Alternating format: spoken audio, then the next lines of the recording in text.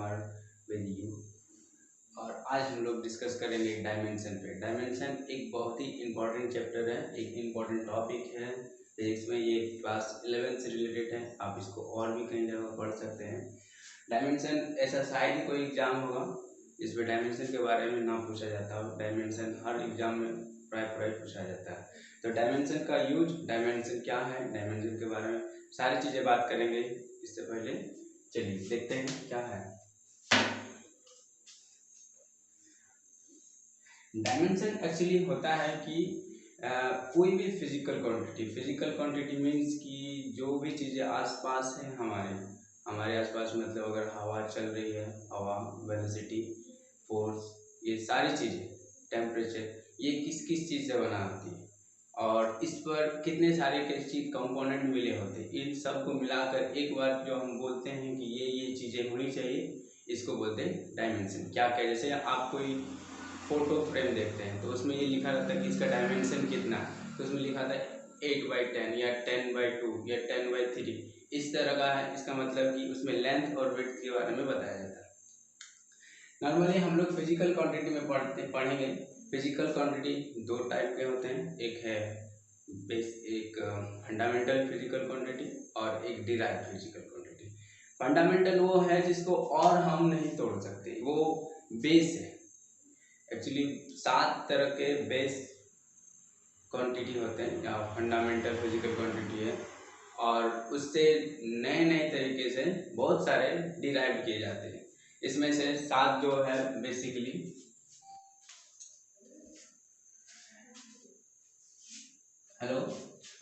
Fundamental और base quantities. Actually में 7 तरह के फंडामेंटल क्वांटिटीज होते हैं, जिसमें से है length, mass, time, electric current, thermodynamic temperature, amount of substance और लुमिनस इंटेंसिटी। इन सब के बारे में बता देते हैं कि ये सब फंडामेंटल क्वांटिटी, इनके यूनिट है metre, kilogram, second, ampere, kelvin, mole और कैंडेला रिस्पेक्टिवली। इन सब में एक इम्पॉर्टेंट बात है कि ये फंडामेंटल मीन्स कि इसको और हम तोड़ के अलग नहीं कर सकते, ये किसी और से मिलकर नहीं बना, यही फंडामेंटल। इनके सिंबल्स कुछ इस तरह दिए हुए हैं, जैसे मीटर का एम है, किलोग्राम का केजी, आप देख सकते हैं। और इसमें एक और चीज है, डायमेंशन की बात कर रहे हैं। एक्चुअली में हमारा पूरा फोकस डायमेंशन पे रहेगा कि डायमेंशन कैसे निकालना है, कैसे इंपॉर्टेंट है, क्यों इंपॉर्टेंट है, किन किन एग्जामों में आते हैं। जैसे मीटर का डायमेंशन एल है, लेंथ से जिसे बोलते हैं, और एक्चुअली में यहाँ से बताना चाहिए था, लेंथ का एल, मास का एम और टाइम का टी, इस तरह से आपका दिया हुआ। इलेक्ट्रिक करंट का ए है डायमेंशन, और थर्मोडायनामिक टेम्परेचर का क्या, इसी तरह अमाउंट ऑफ सब्सटेंस का मोल और लुमिनस इंटेंसिटी का सीडी।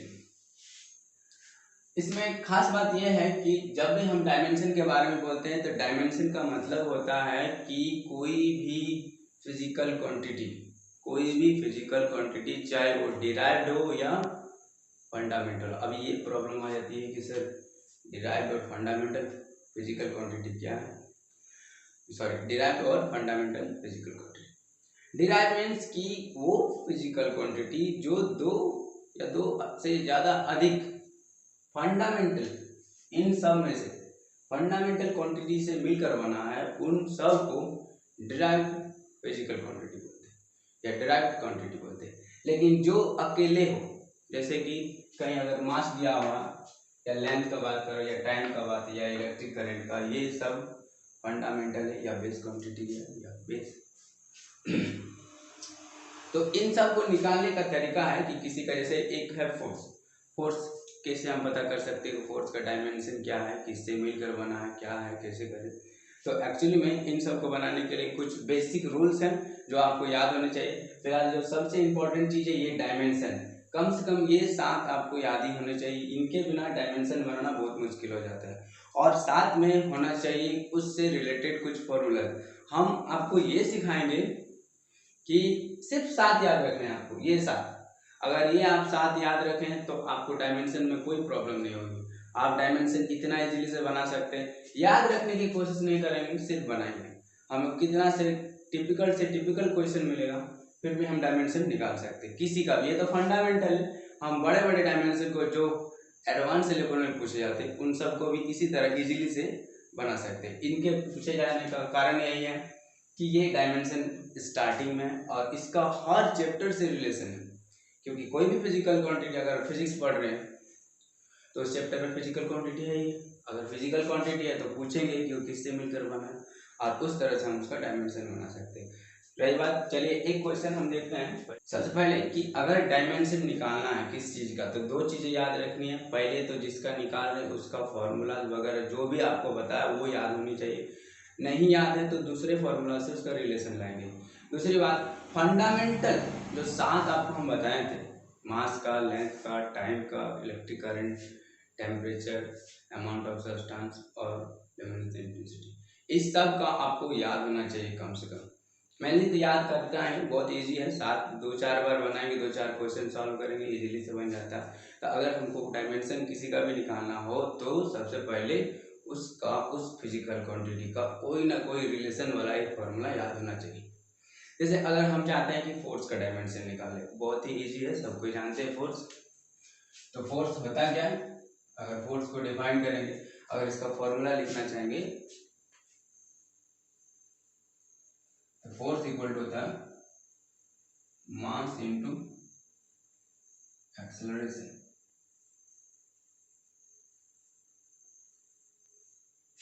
यहाँ पर एक चीज ध्यान देने वाली बात है कि ये जो मास है वो फंडामेंटल क्वांटिटी है, बट एक्सेलरेशन फंडामेंटल क्वांटिटीज नहीं है, ये डिराइव क्वांटिटी है। ये किससे मिलकर बना, पहले ये पता कर लेते हैं। तो अगर हम इसको इस तरह लिखें, मास इनटू वेलोसिटी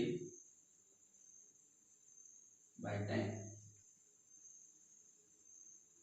क्योंकि हम जानते हैं एक्सेलरेशन बराबर होता है the rate of change of velocity with respect to time, या the rate of change of velocity. ठीक है, रेट का मीन्स ये होता है टाइम के रिस्पेक्ट में बता रहे हैं। लेकिन ये जो टाइम है वो फंडामेंटल है, मास फंडामेंटल है, वेलोसिटी फंडामेंटल नहीं है। इसका अगर याद नहीं है तो फिर से इसको तोड़ेंगे।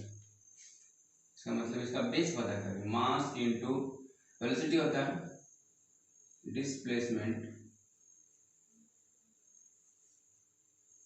By time into time. देखिए तो हो गया मास इनटू डिस्प्लेसमेंट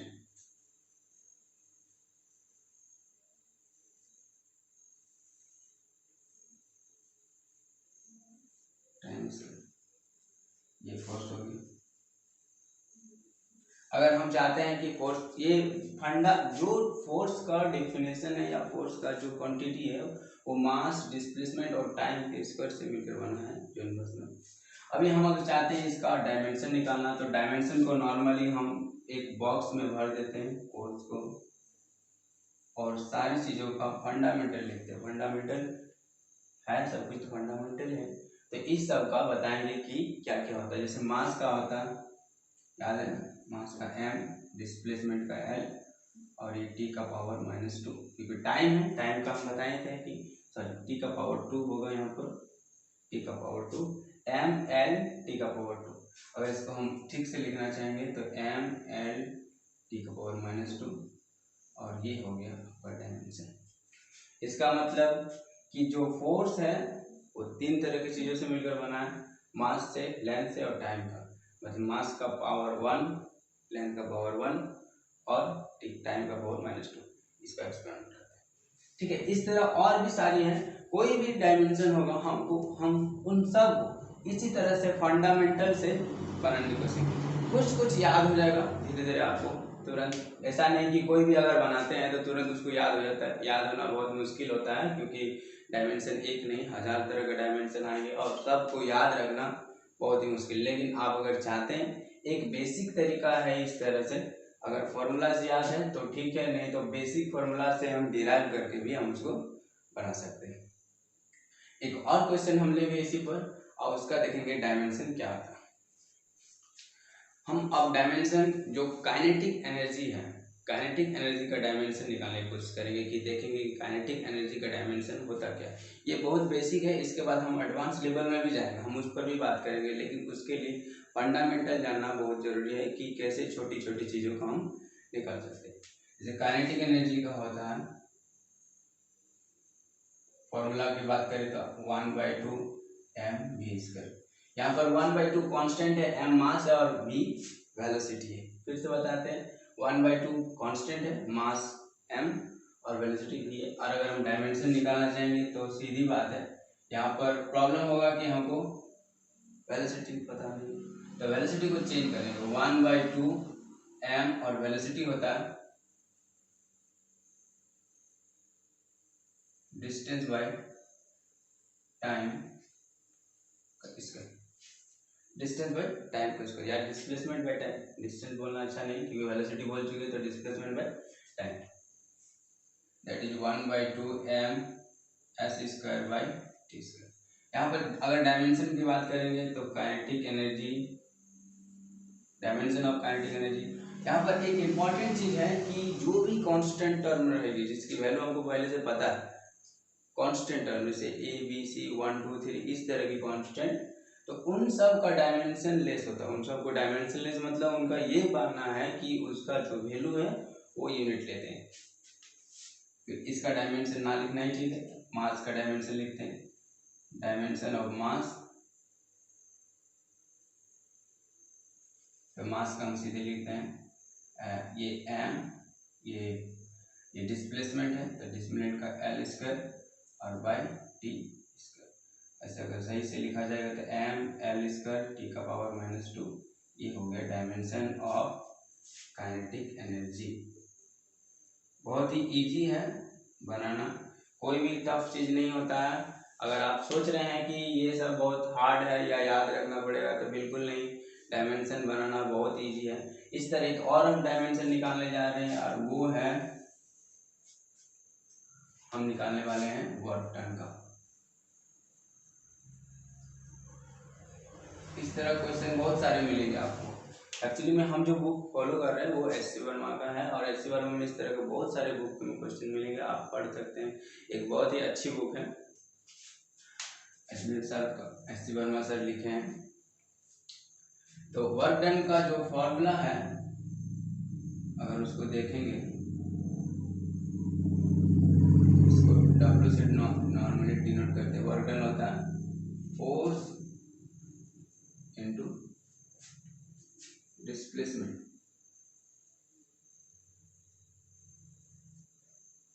अगर हम फोर्स का डायमेंशन का बात करें तो फोर्स का डायमेंशन हम पहले निकाल चुके थे प्रीवियस क्वेश्चन में। अगर फिर भी ना हो तो फिर से उसी तरह फंडामेंटल इसको डिराइव करेंगे और फिर हम फोर्स के बारे में लिख सकते हैं।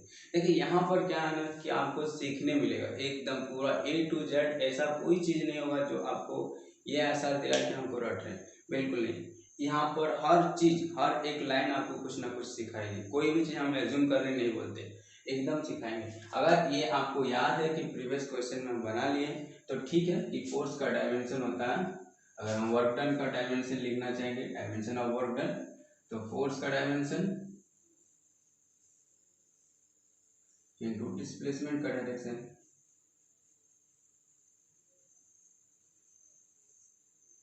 तो फोर्स का होता है एम एल टी का पावर -2 और डिस्प्लेसमेंट का होता है एल।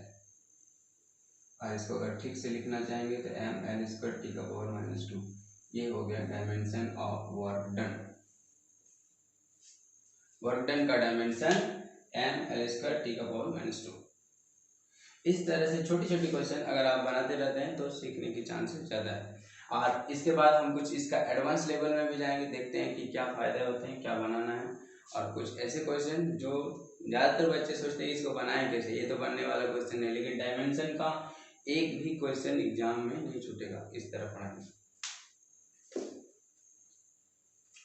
आप इसे नोट कर सकते हैं, बहुत ही इंपॉर्टेंट है।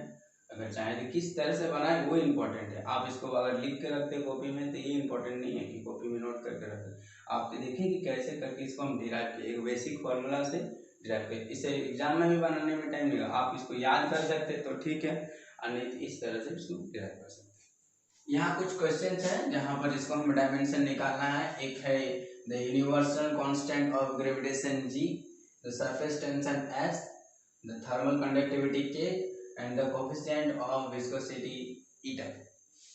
यहाँ एक क्वेश्चन आ रहा है माइंड में, सर ये सब तो पढ़े ही नहीं, कैसे बनाएंगे इसको। तो यहाँ पर फिलहाल हम लोग डायमेंशन सीख रहे हैं, ये सारे फॉर्मूलाज वगैरह जो है ग्रेविटेशन से रिलेशन, सरफेस टेंशन से, थर्मल कंडक्टिविटी से और विस्कोसिटी से, ये अलग अलग चैप्टर में, इसके बाद वाले चैप्टर में हम पढ़ेंगे। तो फिलहाल जो भी चीज़ें प्रॉब्लम होगी हम उन सब का फॉर्मूलाज वगैरह आपको दे देंगे, इससे आपको आसानी से पता चल जाएगा। तो सबसे पहले हम बात करते हैं gravitational constant. Gravitational constant, gravitation से याद आता है कि ग्रेविटेशन, लॉ ऑफ ग्रेविटेशन जो न्यूटन साहब दिए हैं, तो उसका एक बेसिक फॉर्मूला है, the force of interaction between two masses in the universe is directly proportional to their product of masses and inversely proportional to the square of the distance between them। तो यहाँ पर जो formulas है वो है G m1 m2 by R square. यहाँ F force है, G universal gravitational constant, m1 m2 masses है और r है दोनों के बीच का डिस्टेंस। तो अगर हमको डायमेंशन निकालना है G का, तो सबसे पहले इसको सेपरेट करते हैं। तो G का डायमेंशन के लिए G को सेपरेट करते हैं, तो ये फोर्स, ये are square by m1 m2। अगर बात डायमेंशन की करें तो डायमेंशन ऑफ G बहुत ही आसानी से इसको हम बना सकते हैं, और ये फोर्स का डायमेंशन इंटू आर स्क्वायर का डायमेंशन और ये m1 m2 का डायमेंशन। तो ध्यान दीजिए, फोर्स का डायमेंशन इससे पहले भी हम बता चुके। फोर्स का आप बार बार बनाते रहे, आपको याद होते रहेगा, लेकिन आपको बनाना सीखना है, ये नहीं कि हमेशा याद रखेंगे, क्योंकि जिस टाइम आप याद करना भूल जाएंगे या याद नहीं आ रहा है दिमाग में, क्या करें, उस टाइम क्वेश्चन छोड़ना नहीं, उस टाइम आपको ये याद रखना है कि कैसे बनाते हैं, और ये भूलते नहीं है, ये याद ही रहता है। तो फोर्स का हो जाता है ml (10⁻²) और आर स्क्वायर लेंथ है, तो इसीलिए एल स्क्वायर हो जाएगा। और आगे बात करें m1 m2 का डायमेंशन m स्क्वायर। और इसको और अच्छा से लिखेंगे तो ये m स्क्वायर तो ऊपर जाएगा, तो m का पावर -1, एक l और एक तो 3 m स्क्वायर t का पावर -2। ये हो गया ग्रेविटेशनल कांस्टेंट का डायमेंशन। बहुत ही इजी है, क्या कि कुछ भी नहीं, एक फॉर्मूला लिखिए बेसिक सा, जिसमें ग्रेविटेशनल कांस्टेंट जी इन्वॉल्व होता है, जैसे F = G m1 m2 by R square. इसमें जी को सेपरेट कर देते हैं, जी को सेपरेट बाकी सबका पता होना चाहिए, और नहीं तो किसी और मेथड से निकालेंगे। जैसे यहाँ फोर्स यहाँ पर डिराइव क्वांटिटीज है, तो अगर फोर्स का नहीं पता तो फोर्स का हम पहले भी एक बार बता चुके हैं कि फोर्स का होता है ml² (10⁻²). फोर्स का लिख देंगे डायमेंशन, बाकी सबका डायमेंशन उसी तरह पुट करेंगे। m1 m2 यहाँ मासेस है, इसीलिए m स्क्वायर, और बस सिंपल सा हिसाब लगा देंगे कि जी का डायमेंशन हो गया m⁻⁻1, l का पावर 2 एंड t के पावर -2।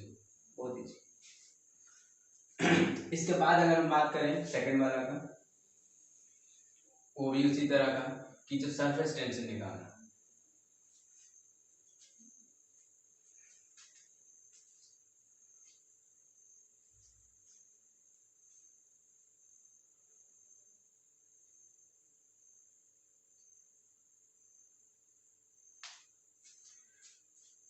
जो सरफेस टेंशन, अगर ये ए नंबर है तो ये बी नंबर का बात करते हैं, तो सरफेस टेंशन का जो फॉर्मूला होता है वो ρ(g(r)h/2। ठीक है, ये फॉर्मूला अभी आपको याद रखने की कोशिश नहीं करना, बस ये सीखिए कि इससे डायमेंशन निकालते कैसे। आपको जिद नहीं करना कि फॉर्मूला याद ही हो जाना चाहिए, ये फॉर्मूला तब याद करना ज़्यादा जरूरी है जब आप पूरी बुक को पढ़ लीजिए, पूरा जो सिलेबस है वो कंप्लीट हो जाता है। तो अगर यहाँ पर हम डायमेंशन का बात करेंगे तो देखिए डायमेंशन ऑफ, यहाँ पर वेराइटीज है। यहाँ पर एक और चीज़ देखिए कि इसमें कौन क्या है, सबसे इम्पोर्टेंट बात कि अगर ये सारे क्वांटिटीज के बारे में पता नहीं रहता तो आपको प्रॉब्लम हो सकती है। यहाँ रो डेंसिटी है, जी है एक्सेलरेशन, और आर है रेडियस, एच है हाइट। अगर नहीं पता तो इन सब का अलग अलग से डायमेंशन पता करना पड़ेगा। जैसे कि अगर डेंसिटी का बात करें, तो वो होता है mass by volume. Mass fundamental में है, वॉल्यूम डिराइव्ड में, तो डेंसिटी का अगर हम लिखना चाहेंगे डायमेंशन तो ये हो जाएगा m, और वॉल्यूम है तो L⁻³ या L³ भी बोलते हैं, length into length into length, या LVH जो बोलना है, तो हो जाएगा एल क्यू। तो इसका मतलब रो का जो डायमेंशन होगा वो M L to the power minus 3। बहुत ईजी से निकाले। दूसरा वाला जी है, जी है ग्रेविटेशनल एक्सेलरेशन। ये आपको पता होना चाहिए।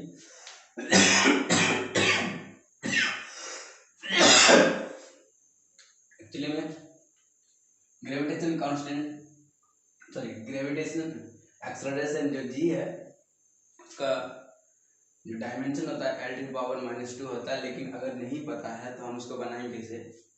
तो पहले ये सोचिए, जो भी एक्सेलरेशन रहेगा सबका डायमेंशन, सबका यूनिट एक ही तरह से होता है। अगर डायमेंशन का बात करें तो जी जो एक्सेलरेशन है, ग्रेविटेशनल एक्सेलरेशन,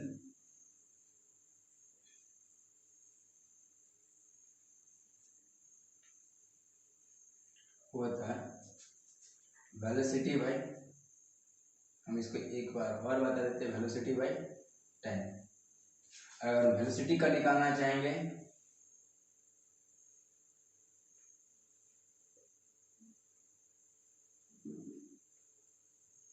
तो होता है डिस्प्लेसमेंट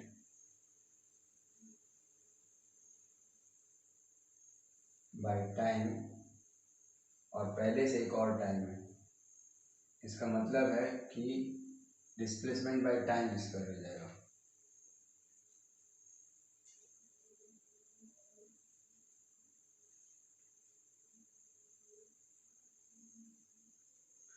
अगर इसी टाइम हम जी का डायमेंशन निकालना चाहेंगे तो डायमेंशन ऑफ जी हो जाएगा डिस्प्लेसमेंट का डायमेंशन, इसका मतलब कि लेंथ बाय टाइम का स्क्वायर, और इसको हम लिख सकते हैं L T to the power minus 2।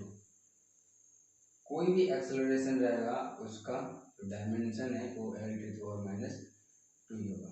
तो हमारे पास दो चीजें आ गई है, एक है रो का डेंसिटी क्या होगा, दैट इज की डेंसिटी, रो का डायमेंशन, सॉरी डेंसिटी नहीं, रो का डायमेंशन या डेंसिटी का डायमेंशन हो जाता है एम एल का पावर माइनस 3, और ग्रेविटेशनल एक्सेलरेशन का L to the power minus 2। अगर हम सरफेस टेंशन का बात करें तो एस का अब हम लिख सकते हैं एस का डायमेंशन, तो dimension of rho, dimension of G, dimension of R और डायमेंशन ऑफ एच। जो 2 है उसका डायमेंशन एक्चुअली में 2 कांस्टेंट है, और जो भी कांस्टेंट टर्म रहता है उसका डायमेंशन लेस होता है। तो ये हो जाएगा एम एल का पावर माइनस 3, ये हो जाएगा L to the power minus 2, ये एल और ये भी एल। ठीक है, तो हिसाब करके एम एक ही है, एल 3 है, यहाँ एक एल 2 3, 3 एल माइनस में 3 एल प्लस में।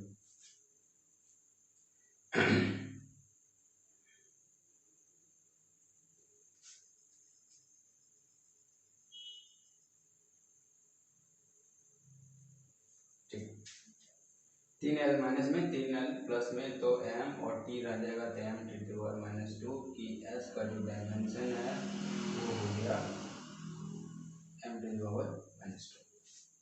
बहुत ही आसान है, फिर से हम बता देते हैं इस तरह क्वेश्चन कैसे बनाते हैं।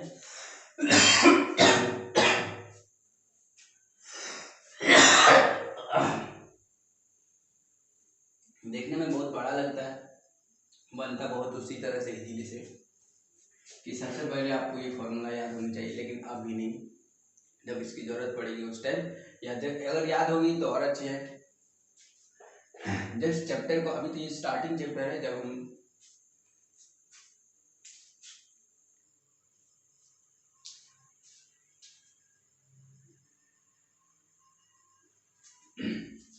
फिर देखिए कैसे बनाते हैं। अगर हमको सरफेस टेंशन एस का निकालना हो तो ये फॉर्मूला याद होनी चाहिए पहली बात, तो S equal to rho G R S by 2। तो इसमें से ये जो रो है वो डेंसिटी है, जी ग्रेविटेशनल एक्सेलरेशन है, आर रेडियस है और एच हाइट। तो अगर इन सब के बारे में अगर नहीं पता होगा तो हम बना नहीं सकते। सबसे पहले डेंसिटी का बात करें, डेंसिटी होता है मास बाई वॉल्यूम। तो डेंसिटी का या रो का जो डायमेंशन होगा मास बाई लेंथ क्यू, तो इस तरह से हम उसको लिख सकते हैं M L T power minus 3, M L का पावर माइनस 3। और ग्रेविटेशनल एक्सेलरेशन, कोई भी एक्सेलरेशन रहे, खाली ग्रेविटेशनल एक्सेलरेशन नहीं, कोई भी एक्सेलरेशन रहे, सबका जो डायमेंशन निकालना होगा वो सेम होगा। तो gravitational acceleration velocity by time, तो वेलोसिटी को अगर ना जानते हैं तो वेलोसिटी को भी डिस्प्लेसमेंट बाय टाइम लिख सकते हैं। एक्चुअली में ये छोटी छोटी चीज़ें को याद होनी चाहिए ताकि आसानी से हम उसको बना सकें। डिस्प्लेस ये पहली बार है इसलिए हम ऐसे यूज कर रहे हैं, इसके आगे जो भी क्वेश्चन होगा हम वेलोसिटी एक्सेलरेशन फोर्स का डायरेक्ट यूज करेंगे। डिस्प्लेसमेंट बाय टाइम और टाइम का टाइम से इंटू करेंगे तो ये डिस्प्लेसमेंट बाय टाइम इसको इस तरह जी का जो डायमेंशन है वो एल बाई टी का स्क्वायर तो एल टी -2 कर सकते हैं, ये एक्सेलरेशन या ग्रेविटेशनल एक्सेलरेशन। अब हम इस सब को पुट करते हैं जो मैन इक्वेशन था, जो मैन फॉर्मूला में कि s equal to rho G R H by 2 में, तो हम पाएंगे कि जो s का डायमेंशन है वो m⁻² हुआ। बहुत ही इजी प्रोसेस है। अब हम नेक्स्ट में चलेंगे।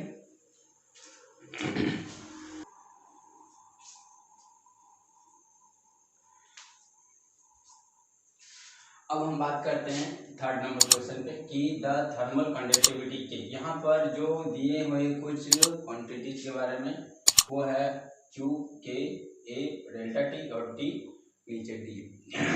जो Q है ये हीट है, K thermal conductivity, A cross section area, delta T temperature difference और T स्मॉल t टाइम है, जबकि D थिकनेस है। ये होता क्या है कि जब कोई दो सरफेस के बीच में टेम्परेचर डिफरेंस रहता है, दो सरफेस के बीच में टेम्परेचर डिफरेंस रहता है तो जो हीट एनर्जी है वो हायर टेम्परेचर से लोअर टेम्परेचर की ओर फॉलो करता है, उसी का ये इक्वेशन है।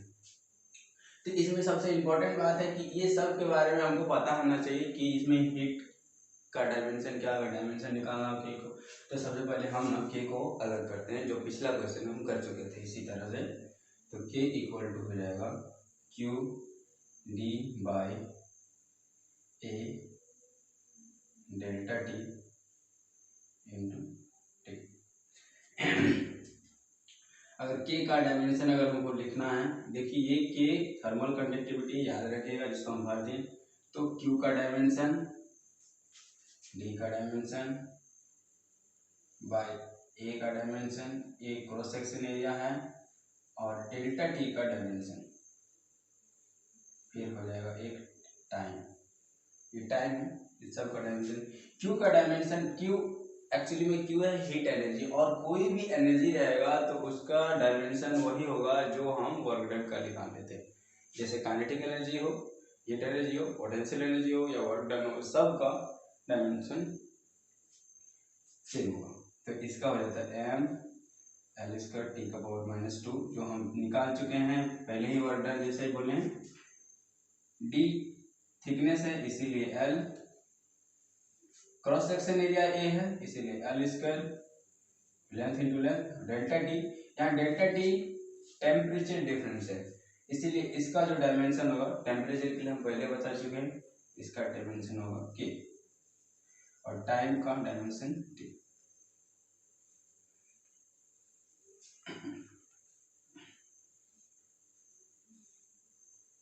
यहाँ पर थोड़ा सा कंफ्यूजन हो सकता है कि सर ये और ये में क्या फर्क है, तो ये एक्चुअली बता देते। ये थर्मल कंडक्टिविटी है, ये स्मॉल है और वो कैपिटल में लिखते हैं, ठीक है। और ये सब बहुत ही बारीकी से ध्यान देना था, इधर वाला से इधर नहीं कंपेयर करते। के का डायमेंशन हो जाएगा m एक ही है तो m एल स्क्वायर कट जाएगा और एक एल यहाँ बचेगा। देखिए फिर से बताते हैं, ये एल इस एल से कैंसिल आउट और एक ही एल बचेगा और कहीं एल नहीं है, तो एम एल। और अगर टी का बात करें तो टी यहाँ पर -2 और एक ये जाएगा तो फिर से तो टी का पावर -3 और उसके बाद के भी ऊपर जाएगा तो के टू द पावर -1। यहाँ जो के है ये केल्विन है, तो डायमेंशन ऑफ के या थर्मल कंडक्टिविटी हो गया एम एल टी का पावर -3 के का पावर -1।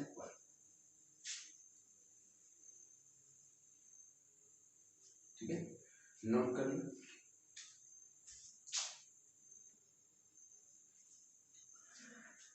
लास्ट क्वेश्चन अगर बनाना होगा, अगर वो लास्ट क्वेश्चन है द कोफिशिएंट ऑफ विस्कोसिटी, ये डी इसका लास्ट में, इसको कैसे बनाएंगे। तो सबसे पहले तो कोफिशिएंट के साथ कोई रिलेशन पता होना चाहिए, विस्कोसिटी।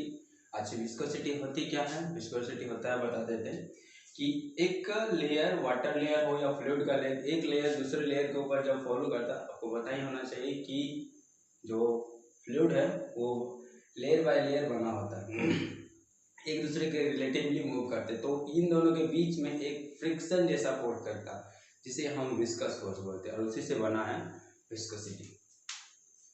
तो अगर हम इसका निकालना चाहेंगे तो फोर्स का होता है माइनस ईटा ए dv बाय dx, dt नहीं, dv बाय dx। यहाँ क्या है बता देते हैं।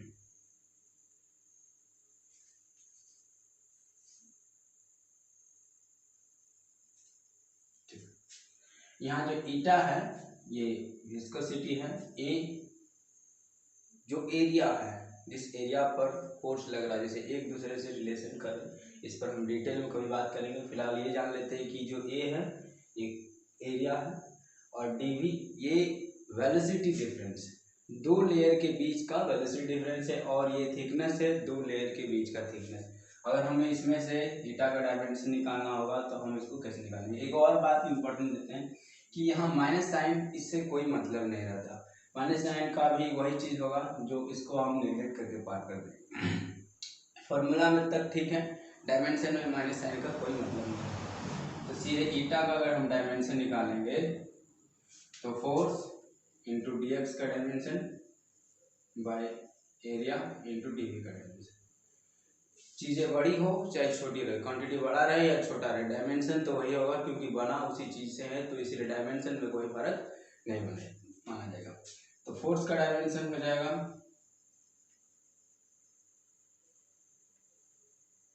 M L T to the power minus 2 D X, length है सबको पता है, तो लेंथ का हो जाएगा एल एरिया एल स्क्वायर, और डी वी जो होता है वेलोसिटी, चेंज इन वेलोसिटी, तो वेलोसिटी का हम पहले बता चुके हैं L T to the power minus 1। फिर से बता देते हैं, फोर्स का dimension M L T to the power minus 2 D x के लिए एल और ए के लिए एल स्क्वायर लिखेंगे, और डी वी के लिए एल टी, डी वी क्या है यहाँ पर चेंज इन वेलोसिटी, तो change in velocity L to the power minus 2। अब इस सब को हिसाब लगा कर लिखें, देखिए एल से एल स्क्वायर गए नहीं, यहाँ से एल स्क्वायर है, एक एल क्यू रहेगा, यहाँ एल स्क्वायर, तो कट के हो जाएगा M L T to the power minus 1।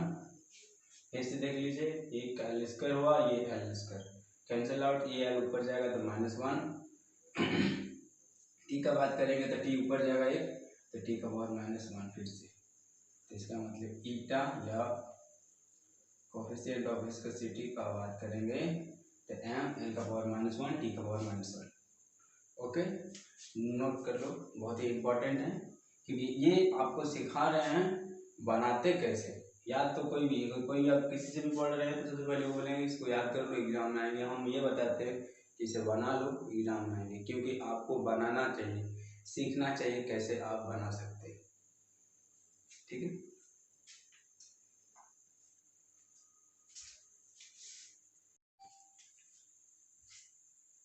अभी तक हम लोग पढ़ चुके थे कि डायमेंशन क्या होता है और डायमेंशन को निकालते कैसे। एक दो डायमेंशन हम निकाल भी चुके हैं, जैसे ग्रेविटेशनल कांस्टेंट का बात हो या coefficient of viscosity, surface tension. आज अब हम पढ़ेंगे कि यूजेज ऑफ डायमेंशन। डायमेंशन का अगर जो डायमेंशन निकालें इसका यूज क्या है। सबसे इम्पोर्टेंट बात कि कोई भी चीज़ हम करते हैं तो यही सोचते हैं कि एक्चुअली में इसका लाइफ में यूज क्या करते हैं, क्या करना है, इसका जो हम पढ़ रहे हैं उसका होता क्या।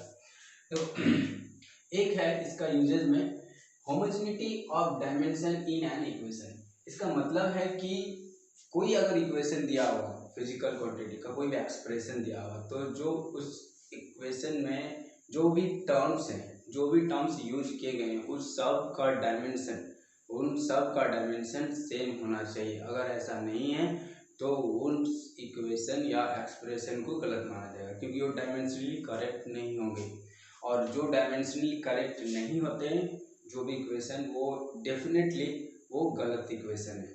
जैसे कि अगर हम बात करेंगे इस इक्वेशन का बात करते हैं कि इस पहला वाला टॉपिक में कि homogeneity of dimension in an equation. For example S equal to U T plus half A T square. इस सबको पता है कि ये इक्वेशन ऑफ मोशन से लिया गया है, जिसमें सेकंड इक्वेशन ऑफ मोशन है s equal to U T plus half A T square. इस सब में जो टर्म्स है, एक टर्म्स एस है इक्वेशन में, एक टर्म यू टी है और एक term half A T square. इस सब का जो डायमेंशन होगा, सारे टर्म्स का डायमेंशन वो होना चाहिए सेम, और वो डायमेंशन होता है, जैसे अगर फॉर एग्जांपल अगर हम एस का डायमेंशन निकालेंगे तो एस तो पता ही है कि ये डिस्प्लेसमेंट का बात कर रहे हैं, तो एस का डायमेंशन ऑफ एस हो जाएगा एल। चलिए हम पहला निकाल लें। दूसरा वाला बात करेंगे यूटी का डायमेंशन अगर निकालना होगा तो यूटी डायमेंशन यू एक्चुअली में होता है इनिशियल वेलोसिटी और टी टाइम। तो इनिशियल वेलोसिटी हो या वेलोसिटी, सब का तो डायमेंशन सेम होगा, तो वेलोसिटी का एल टी तो -1 और टाइम का टी, तो मतलब इसका भी डायमेंशन हो गया एल।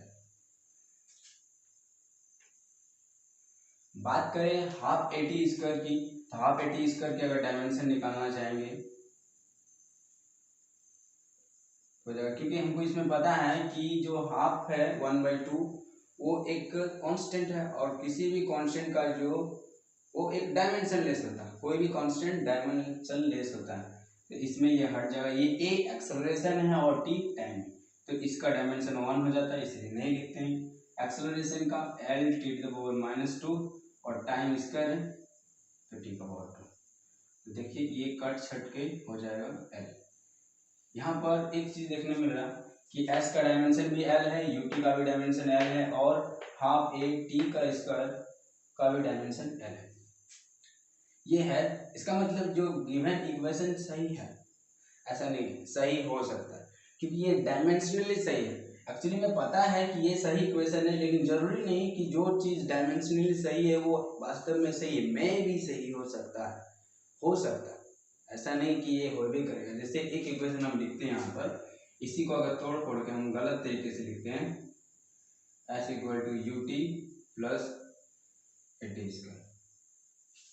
ये देखिए ये इक्वेशन है और ये भी इक्वेशन है, ये पता है कि ये सही है ये गलत है, लेकिन इसका जो डायमेंशन अगर हम निकालना चाहेंगे तो इस केस में एस का डायमेंशन एल, यू टी का डायमेंशन वी एल और ए टी स्क्वायर का डायमेंशन भी एल ही होगा। तो देखिए यहाँ पर ये तीनों एल एल एल आ गई, तो डायमेंशनली तो करेक्ट है, ये इक्वेशन डायमेंशनली करेक्ट है, लेकिन ये वास्तव में करेक्ट नहीं है, एक्चुअली में ये रॉन्ग इक्वेशन है। तो इसका मतलब ये है कि अगर कोई इक्वेशन डायमेंशनली करेक्ट है तो जरूरी नहीं कि वो करेक्ट होगा ही, जरूरी नहीं वो करेक्ट होगा ही, लेकिन अगर कोई डायमेंशनली करेक्ट नहीं है, एकदम गलत है, डायमेंशनली गलत है, प्रूव नहीं हो रहा, डायमेंशनली रॉन्ग बता रहा, तो एकदम डेफिनेटली वो इक्वेशन गलत है। ठीक है, ये इसका लिमिटेशन है। हम कभी भी इस तरह से चेक कर सकते हैं कि क्या वो सही है या नहीं है, तो उसके लिए इक्वेशन ऑफ होमोजेनिटी बहुत ही सिंपल है, इसी को बोलते हैं इक्वेशन ऑफ होमोजेनिटी, मतलब होमोजीनियस है, सारे टर्म्स एक जैसे, एस यू टी और हाफ ए टी स्क्वायर ये सारे टर्म एक जैसे, इसी को बोलते हैं इक्वेशन ऑफ होमोजेनिटी। बहुत ही सिंपल है, और ये इसकी लिमिटेशन है कि हम जो यूज करते हैं उसमें कांस्टेंट टर्म के बारे में नहीं बोल सकते, कांस्टेंट टर्म कुछ भी हो सकता है क्योंकि उस सब का डायमेंशन 1 होता है, इसलिए कांस्टेंट टर्म होना बहुत जरूरी है। तो इक्वेशन देख के हम सिर्फ ये बता सकते हैं कि वो डायमेंशनली सही है कि नहीं है, ये नहीं बता सकते कि वो एक्चुअल में सही है कि नहीं। जो नेक्स्ट है जो यूज ऑफ डायमेंशन में, वो कन्वर्जन ऑफ यूनिट्स। इसका मतलब है कि एक यूनिट से दूसरे यूनिट में कन्वर्ट करने के लिए जो हम यूज करेंगे उसको बोलते हैं कन्वर्जन ऑफ यूनिट। ये भी डायमेंशन का यूज करते हैं। नॉर्मली अगर छोटी छोटी बातें हो तो उसको हम इजीली से कन्वर्ट कर लेते हैं, जैसे सेंटीमीटर को मीटर में, मीटर को किलोमीटर में, तो हो जाता, आसानी से बना लेते हैं। लेकिन अगर क्या हो, अगर एक फोर्स को किसी और यूनिट में चेंज करना हो तो फिर प्रॉब्लम हो जाता है। इसलिए इस सब का यूज जब भी हम कन्वर्जन करेंगे तो डायमेंशन का यूज करके इजीली से कर सकते हैं। फॉर एग्जांपल अगर हम बात करते हैं फोर्स को डाइन में चेंज करना, डाइन सीजीएस यूनिट है, फोर्स ऐसा यूनिट है, तो सबसे पहले हमें पता ही नहीं रहता कि क्या करना है, तो करेंगे क्या कि फोर्स का डायमेंशन निकालेंगे। जैसे नॉर्मली एक क्वेश्चन हम लेते हैं, कन्वर्टर 1 न्यूटन इंटू 1 डाइन, इस सीजीएस यूनिट में होता है और ये ऐसा यूनिट में, तो इस सब को कन्वर्ट, दोनों ही फोर्स का फोर्स है, ये सीजीएस में ये एसआई में, तो एक को दूसरे में चेंज करना। तो करते क्या सबसे पहले कि इसका जो फोर्स है उसको चेंज करेंगे हम, जो फोर्स है उसे चेंज करेंगे, सॉरी जो फोर्स है उसका यूनिट लिखेंगे, सॉरी डायमेंशन, तो डायमेंशन ऑफ फोर्स वो हो जाएगा, आपको पता ही है वो mL×10⁻²। और अगर हम 1 न्यूटन का बात करें कि 1 न्यूटन बराबर क्या होगा, इसका मतलब मास 1 kg है, लेंथ 1 मीटर है और टाइम 2 सेकंड का पावर -2, तो 1 न्यूटन बराबर हो जाएगा 1 kg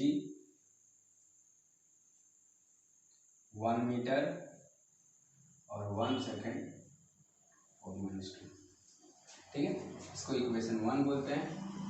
और दूसरा बात करेंगे कि 1 डाइन को हम चेंज करना चाहेंगे, 1 डाइन को अगर लिखना चाहते हैं 1 डाइन बराबर क्या होगा, तो 1 ग्राम, ये 1 सेंटीमीटर और ये 1 सेकंड का पावर -2, इसको इक्वेशन 2 बोलते हैं, ठीक है, क्योंकि हर एक का यूनिट वैल्यू लेना है और उससे एक यूनिट बन जाता है। जैसे अगर न्यूटन का बात करें तो एक unit KG, 1 unit mass, 1 unit length और 1 यूनिट का पावर -2 लेना है सेकंड को या टाइम को। तो अगर हम इक्वेशन 1 और 2 को डिवाइड करते हैं, डिवाइड इक्वेशन 1/2, हम देखते हैं कि 1 न्यूटन बाय 1 डाइन हो जाएगा 1 kg by 1 gram into 1 metre by 1 centimetre into 1 second by 1 second का पावर -2। ये दोनों सेम यूनिट नहीं है तो पहले सेम में करते, ये 1000 ग्राम हो जाएगा, ये 1 ग्राम, ये 100 सेंटीमीटर, ये 1 सेंटीमीटर, ये 1 सेकेंड बाय 1 सेकेंड का पावर -2। और इस सब से सिंप्लीफाई करने के बाद तो सीधे सीधे कट जाने के बाद 10 का पावर 5 होता है, इसका मतलब 1 न्यूटन बाय 1 डाइन हो जाता है 10 का पावर 5, तो 1 न्यूटन इक्वल टू हो जाएगा 10 टू पावर 5 डाइन। बहुत ही आसान तरीका है, लेकिन इसका यूज बहुत है वाइड रेंज में, हम कभी भी कन्वर्ट कर सकते हैं बहुत ही ईजी से, कि अगर हमें किसी का डायमेंशन पता है तो दूसरे यूनिट में कन्वर्ट करना बहुत ही सिंपल है। सबसे पहले करेंगे क्या इस तरह के क्वेश्चन को, कि अगर डायमेंशन को पहले डायमेंशन निकालेंगे, जिस फिजिकल क्वांटिटी का बात किया गया है उसी फिजिकल क्वांटिटी का, जैसे यहाँ पर फोर्स का था, कन्वर्ट 1 न्यूटन इंटू 1 डाइन, तो डायमेंशन ऑफ फोर्स वो पता होना चाहिए mL/-2, क्योंकि इस तरह के क्वेश्चन हम बना चुके हैं डायमेंशन निकालना। तो 1 न्यूटन को अगर हम लिखना चाहेंगे तो 1 kg into 1 metre into 1 second. 1 dyne को लिखना चाहेंगे तो 1 ग्राम 1 सेंटीमीटर और 1 सेकेंड का पावर -2। इक्वेशन 1 और 2 दोनों को डिवाइड करेंगे तो इस तरह का फॉर्म आएगा। जब भी डिवाइड करते हैं तो सबको सेम में रखना, ये नहीं कि केजी यहाँ ग्राम तो गड़बड़ हो जाएगी। तो इस तरह से जब हम इसको सॉल्व करेंगे 1 न्यूटन बाय 1 डाइन तो 10 का पावर 5 आ रहा है। इसका मतलब कि 1 dyne equal to 10 to power 5 newton, sorry 1 newton equal to 10 का पावर 5 डाइन। ओके, नोट कर लो। एक क्वेश्चन है जिसको हमको कन्वर्ट करना है। Young's modulus of steel is 19 into 10 to power 10 newton और metre square. Express it in dyne per centimetre square. Here dyne is the CGS unit of force। CGS unit हम पहले भी बोल चुके हैं, सेंटीमीटर ग्राम सेकेंड, और SI में MKS भी बोलते हैं इसको, SI को, ठीक है। तो सबसे पहले ये समझते हैं कि जो न्यूटन पर मीटर स्क्वायर, ये अगर एक यूनिट होता, या जो मॉडुलस है इसको स्ट्रेस भी बोलते हैं, बाद में इसके बारे में पढ़ेंगे भी हम। तो अगर हम इसका डायमेंशन निकालना चाहेंगे कि यंग्स मॉडुलस का, तो कैसे लिख सकते हैं? तो dimension of Young's modulus y equal to हो जाएगा, क्योंकि इसका यूनिट से ही हम इसका डायमेंशन के बारे में सोच सकते हैं। यूनिट हो जाएगा फोर्स, न्यूटन का फोर्स बाय मीटर है, तो इसको हम लेंथ का स्क्वायर भी लिख सकते हैं, लेंथ स्क्वायर। अगर डायमेंशन परफेक्ट लिखना है तो ml×10⁻², फोर्स का डायमेंशन, और हो गया लेंथ का एल स्क्वायर। अगर यहाँ से हम देखें तो ml⁻⁻1 T⁻², ये हो गया यंग्स मॉडुलस का डायमेंशन। अगर हम चाहते हैं कि इसका एक यूनिट कितना बराबर होगा, ये एक यूनिट का बात कर रहे हैं, एक यूनिट मतलब 1 न्यूटन पर मीटर स्क्वायर, क्योंकि इसको कन्वर्ट करना है, बाद में देखते हैं क्या होता है।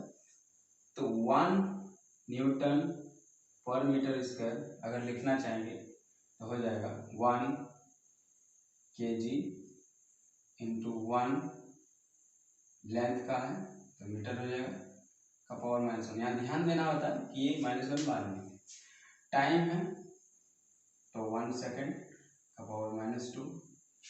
ठीक, इसको इक्वेशन 1 बनाते हैं, जैसे कि पिछला क्वेश्चन हम बना चुके हैं।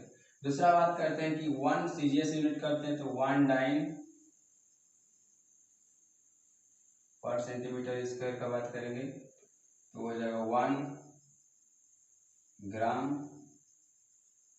1 सेंटीमीटर टू द पावर -1, और 1 सेकेंड का पावर -2। ये रहा 1 डाइन पर सेंटीमीटर स्क्वायर, ये है 1 newton per metre square. Equation 1 और 2 को डिवाइड करते हैं, तो इक्वेशन 1 डिवाइडेड बाय 2, तो हम पाते हैं कि 1 newton per metre square by 1 dine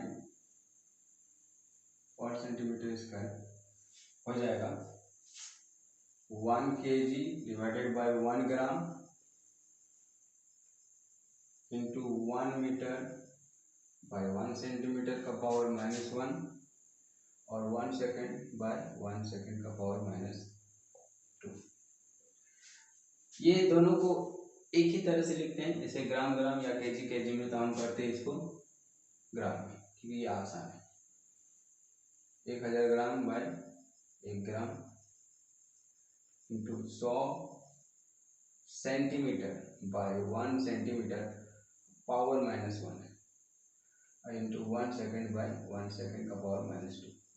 सब में जो कैंसिल आउट होना है वो कट जाएगी, जी से कट जाएगा, सेंटीमीटर सेंटीमीटर, सेकंड सेकंड से, तो यहाँ मतलब 10 का पावर 3 इंटू 10 का पावर -2, तो हो जाएगा 10। इसका मतलब 1 newton per metre square divided by 1 dyne per centimetre square equal to हो जाएगा 10। तो 1 न्यूटन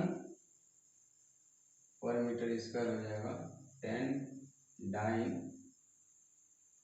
पर सेंटीमीटर स्क्वायर। तो हमें जो क्वेश्चन दिया गया था वो है कि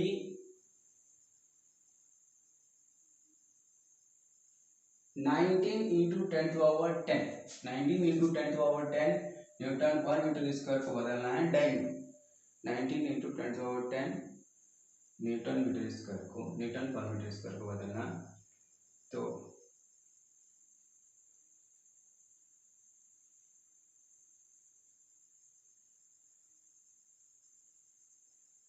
सीधे गुना करते हैं इसको, तो 19 इंटू 10⁻11 डाइन